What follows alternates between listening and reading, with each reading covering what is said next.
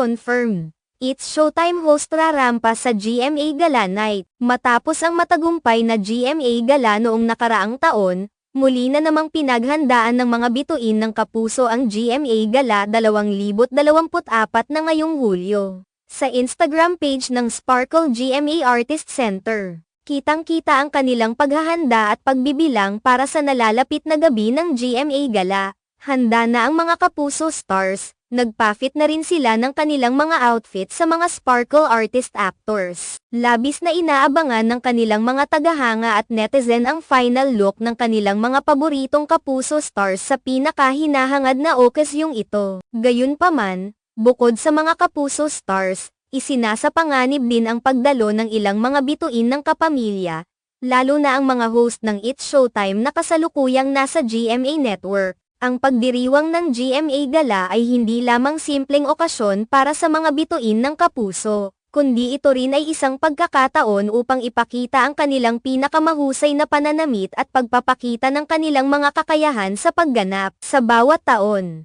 ang okasyong ito ay nagiging platform para sa mga Kapuso stars na magpakita ng kanilang husay sa pag-arte at pagiging modelo. Sa kasalukuyan, ang social media ay nagiging sentro ng interes at abangan para sa mga nag-aabang ng GMA Gala. Sa bawat update mula sa Sparkle GMA Artist Center, lalo pang umiinit ang pagkasabik ng mga netizen at tagahanga.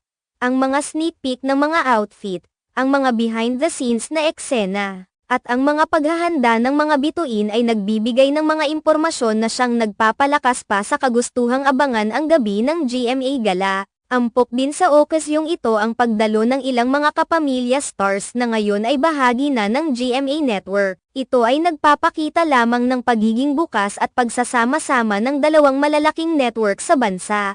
Ang pagkakaroon ng mga bituin mula sa iba't ibang istasyon ng telebisyon ay nagbibigay ng espesyal na kulay at interes sa GMA Gala, na nagiging daan upang mapansin ang mga pagbabago at pag-unlad sa industriya ng showbiz. Sa bawat taon, ang GMA Gala ay patuloy na nagbibigay diin sa kahalagahan ng pagsasama-sama at pagkakaisa sa loob ng industriya ng showbiz. Ito ay hindi lamang isang simpleng pagtitipon ng mga bituin at personalidad, kundi isang pagdiriwang ng talento, husay, at dedikasyon ng bawat isa. Sa bawat hakbang ng mga Kapuso at mga bisita mula sa iba't ibang network, mas lalong tumitibay ang pundasyon ng pagkakaisa at pagkakaunawaan sa gitna ng kompetisyon at pagmamahalan. Sa huling tala, ang GMA Gala 2024 na ay isa na namang patunay na ang industriya ng showbiz sa Pilipinas ay patuloy na umaasenso at nagbibigay inspirasyon sa bawat manunood. Ang pagtitipon na ito ay hindi lamang tungkol sa glamour at entablado kundi higit sa lahat,